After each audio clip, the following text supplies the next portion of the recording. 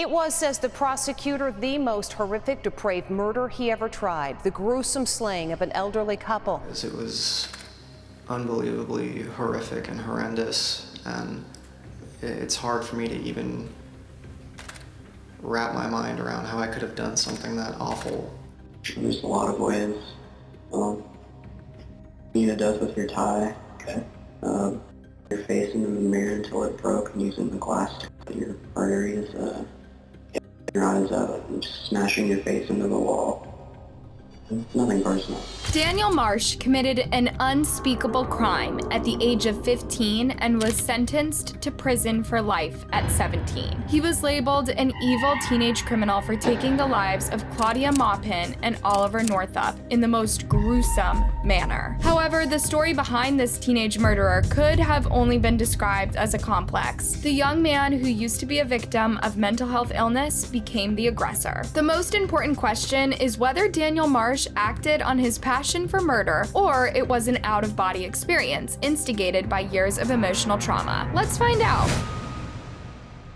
Daniel Marsh was born on May 14, 1997, and at the young age of 10 years old, he already made national news. And no, it wasn't for a bad thing, quite the opposite. Daniel was rewarded the American Red Cross Heroes Award in 2008 for saving his father's life. The young boy performed CPR on his father, who was having a heart attack at the time, and kept him alive, waiting for help to arrive. Started pounding on his chest, and after about 30 seconds, he came back. This incident made him a child sensation overnight, which he definitely deserved. I mean, in a dire situation of life and death, no one would expect a 10-year-old to do anything. It's hard enough for adults to sustain their calmness and exercise recitation techniques in a heart attack situation. Therefore, it's beyond amazing and praiseworthy for a kid to be able to not only exercise calmness, but keep his father alive. Daniel was named a hero by the news, and his name was plastered all over the headlines. What a plot twist! So how did a life-saving kid turn into an evil teenage murderer? The answer is life never lets anyone have their peace. In the same year that Daniel received his reward and became known as a child hero, his parents were going through a destructive divorce, and it had a severe impact on Daniel. It's important to note that the impact of divorce on a child can vary widely based on individual circumstances, the age of the child, and how well the parents handle the divorce. Children often go through a range of emotions when their parents divorce, including sadness, anger, confusion, and anxiety. Plus, the disruption of the family unit can lead to emotional distress as they try to cope with the changes in their lives. Additionally, divorce can impact a child's ability to form and maintain healthy relationships. They may struggle with trust issues, fear of abandonment, and challenges in establishing and maintaining connections with peers. Children of divorced parents may be at a higher risk of developing mental health issues, such as depression or anxiety. The disruption of their family structure can contribute to the feelings of instability and insecurity, impacting their overall mental well-being. The origin of the divorce started with Daniel's mother, who had an affair with his former kindergarten teacher. Can you imagine your parents having an affair with your teacher? That's beyond scarring. People might think that it's normal for some people to stray. Married men and women commit acts of adultery every day. It's wrong, but it's not shocking. However, for a 10-year-old kid, it's very scarring, especially because they're so young, yet they have to take on the burden of their parents' action. Daniel was severely affected by his parents' divorce, but what was more concerning was the negative mental impact. It was at this time that Daniel began experiencing very dark and concerning thoughts. The 10-year-old reportedly started having homicidal fantasies about his former kindergarten teacher, blaming her for the parents' divorce. While we all know that marriages are complicated, and it's not exactly Daniel's kindergarten teacher's fault for breaking up his family, the kid didn't know better. He was going through a tough situation, probably pained by his parents' decision to separate, and placed all the blame on his mother's lover. It's understandable, but not acceptable. Still, Daniel's condition worsens as time goes by. He became even angrier at the teacher, and at one point, the young boy admitted to plotting to end her life through some very gruesome methods. He began dreaming and fantasizing about killing people, which were all red flags. By the age of 11, Daniel's family decided that the boy needed therapy. He reportedly told his therapist that he wanted his dark fantasies to come true.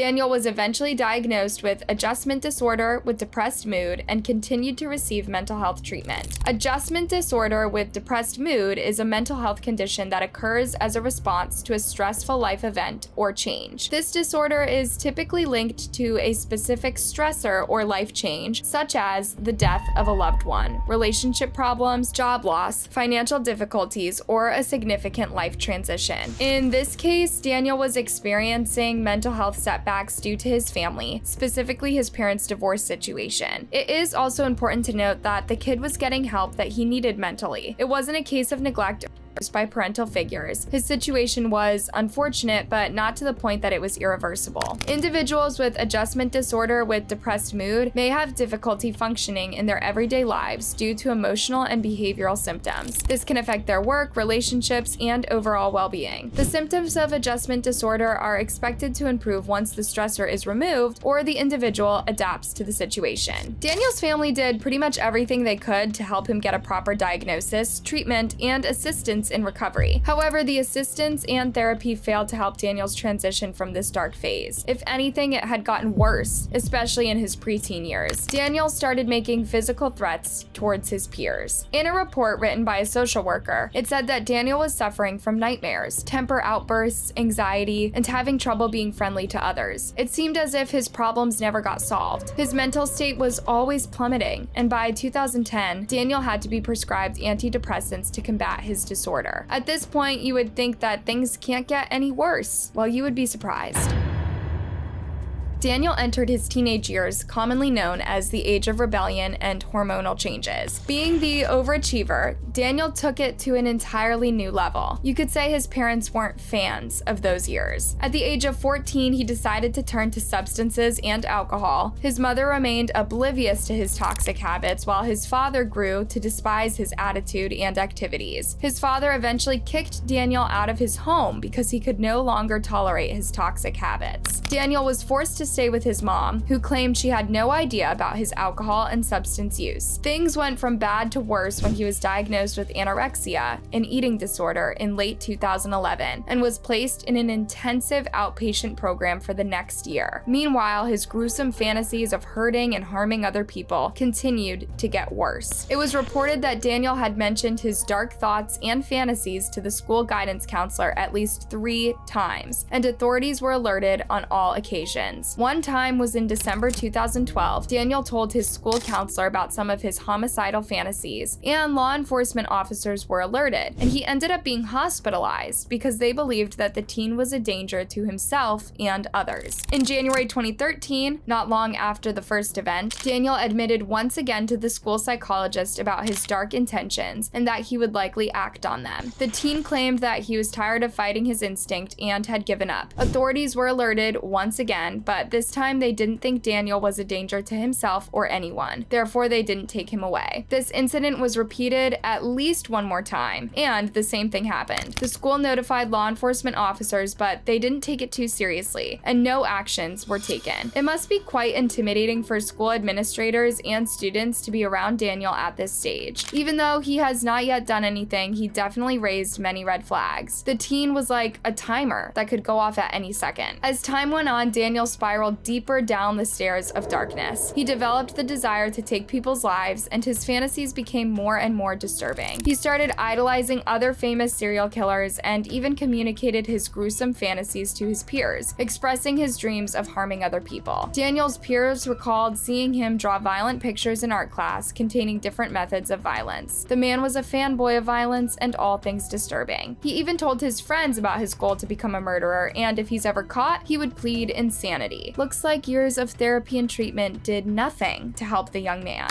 Still, you cannot blame the treatment or medication because mental illness is like any other illness. There's no guarantee that the treatment will work or that you will get better because you get it treated. At least the people in this story did everything they could to guide Daniel in the right direction. What's even more horrifying is that as his obsession grew, Daniel became more violent, not towards people but animals. He was engaged in animal cruelty and was caught by his friend on one of the occasions. occasions. It was as if Daniel had been trying to conceal himself all these years, and he was finally starting to express himself, which was nothing less than alarming. All of these terrible signs, yet no one thought Daniel was capable of doing any actual harm. Well, they're about to be proven wrong.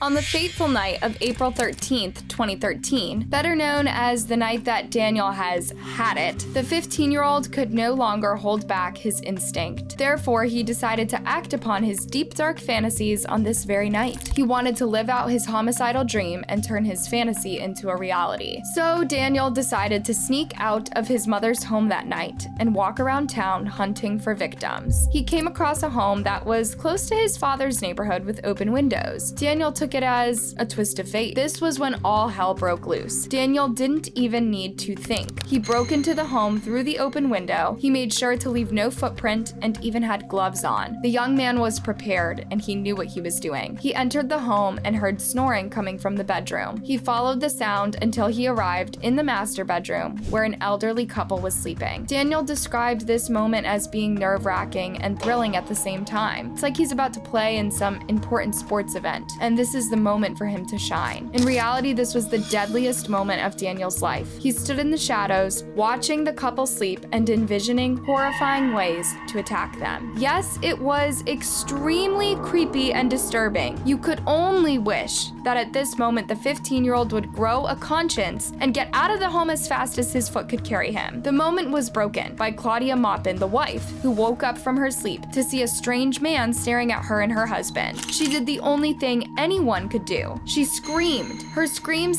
set off Daniel and he decided to attack her with his knife. He continuously attacked Claudia with his weapon, even though she cried and begged him to stop. At some point, her husband, Oliver, Chip Northup Jr., woke up from the scream and terror and found himself being attacked by Daniel as well. The 15-year-old continued to attack the old couple, even after they had succumbed to their injuries. But things did not stop there. Daniel decided that taking the couple's life that night was not enough. He went a step further and dissected their bodies, claiming he thought it would mess with the investigation. As you can tell, Daniel's thought process and actions were very sickening. He left that night feeling satisfied about the incident. He returned to his life the next day as if everything was normal. Meanwhile, on the morning of April 14th, 2013, the day after the murder, Oliver and Claudia failed to attend church, and that set off alarms for everyone because the couple were proud members of their community and never had been one to miss an event without a heads up. Their children ended up going to their home with law enforcement officers where they discovered the open window and a traced break-in. Officers saw the crime scene through the window of the bedroom and forced their way into the home. Investigators and FBI agents were also called to the scene, but no one could find any traces of the perpetrator because they left no DNA or footprints behind. He stabbed my mother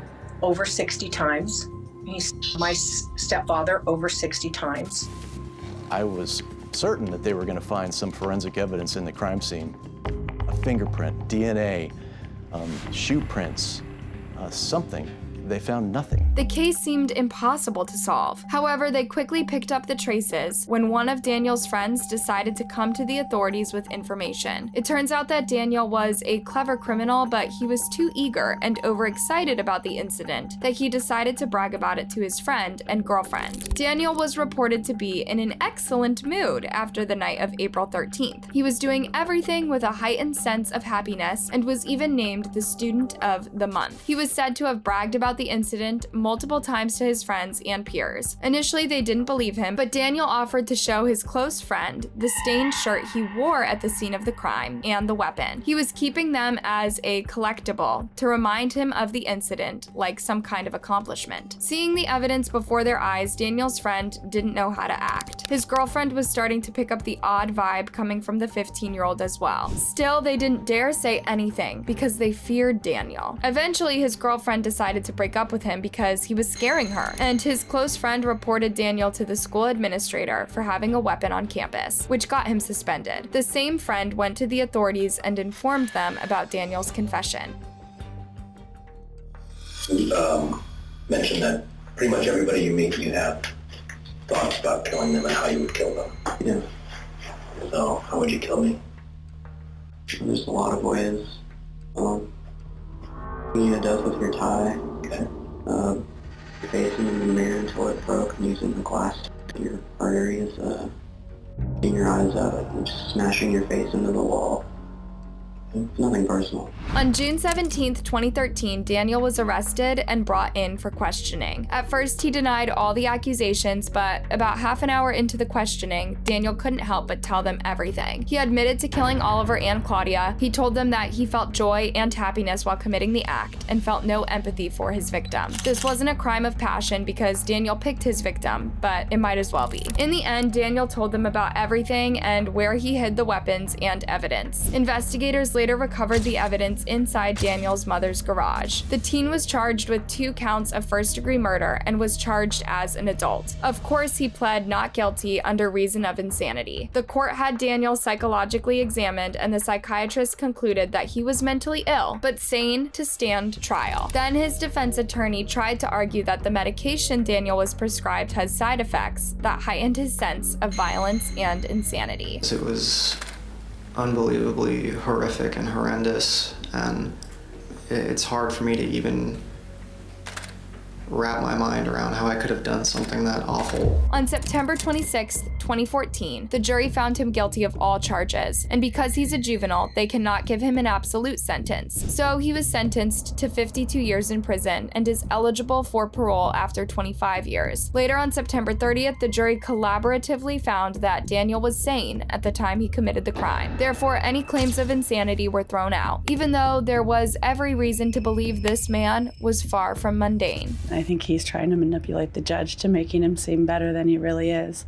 Those things just don't disappear on their own without intensive therapy and really dealing with it. And you can see that the blank emotion behind his words, that there's really no empathy there. And yes, although it was disproven that Daniel suffered from insanity, he was indeed suffering from many types of mental disorders. By the time of the trial, he was diagnosed with severe depression, anxiety, manic depressive disorder, dissociative disorder, depersonalization, and anorexia nervosa. Besides all the violent and dangerous tendencies, he's also a very detached person from his parents, especially his mother. The psychiatrist had declared Daniel a psychopath, scoring a 35.8 out of 40 on the psychopathy checklist. That's a very high score indeed.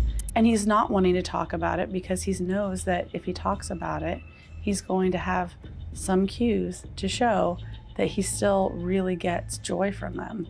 But if you get up close to him, you can see his eye twitching the whole time. As I would approach, he would get very defensive.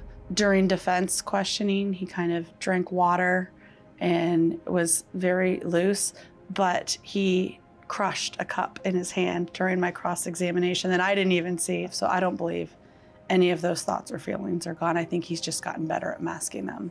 Luckily, this man will be locked away for a long time. Daniel Marsh did his best to appeal his sentence, but to no progress because the court truly believed he was a danger to society. Due to his lethal injections and actions, 2 innocent people have lost their lives. Claudia Maupin and Oliver Northup were pillars of their community. Oliver Jennings Northup Jr., also known as Chip, was born on April 26, 1925 in Grand Island, Nebraska, and lived a diverse life that made a lasting impact on both the legal realm and community service. In 1996, he married Claudia Maureen Maupin, a pastoral associate at the Davis Unitarian Church and an active member of the local theater scene. Claudia, born on May 15, 1936, enriched their shared journey, and her passing marked the end of a life that included their large blended family of 11 children, 14 grandchildren, and 8 great-grandchildren. Their legacy is one of familial bonds and impactful community contributions. May Claudia and Oliver rest in peace, and their family can finally begin their healing journey knowing that the person responsible is locked away. Do you think Daniel Marsh should have received a life sentence? Why or why not? Feel free to discuss your thoughts in the comments, and don't forget to like and subscribe and ring that bell for notifications.